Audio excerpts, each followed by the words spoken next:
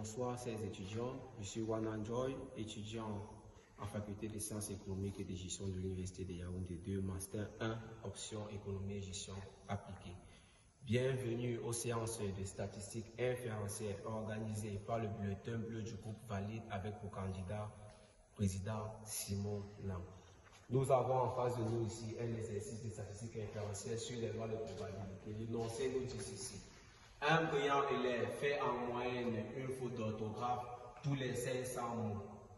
Quelle est la probabilité qu'il ne fasse pas plus de 5 fautes dans un devoir comportant 2000 mots?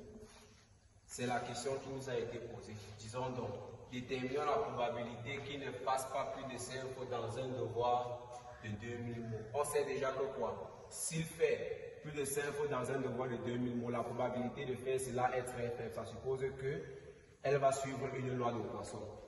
On dit donc ceci. X sur une loi de Poisson ne permet que lambda avec lambda supérieur à 0. Avec comme fonction de densité ceci. Vous devez toujours retenir ceci. Fonction de densité, fonction de répartition de chaque loi avec toujours le petit k et les valeurs. Ici, on a k qui va de 1, 2 jusqu'à n. On sait que quoi? Pour pouvoir calculer ceci, il nous faut d'abord trouver la valeur de lambda. Nous savons que grand P est égal au nombre de cas favorables sur nombre de cas possibles.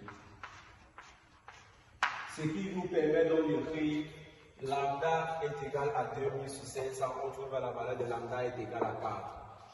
Comme nous disait l'exercice, déterminer la probabilité qu'il ne fasse pas plus de 5 fautes dans un devoir de 2000 mots. Ça suppose que, on sait que K va aller de 1, 2, 3, 4 jusqu'à 5.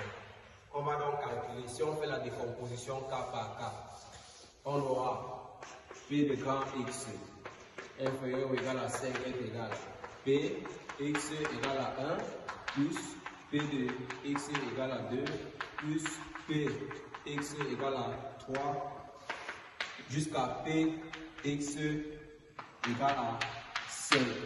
Nous allons venir dans la fonction de répartition, dans la fonction de densité de la fonction. Dans la fonction de densité, nous allons donc remplacer chaque valeur de K jusqu'à trouver la valeur. Donc pour K égale à 1, on remplace. Pour K égale à 2, on remplace. Pour K égale à 3, on remplace. On fait donc la somme de toutes ces probabilités qui vont nous donner la probabilité finale ici. Alors les amis, nous sommes arrivés au terme de cette correction de l'exercice 8.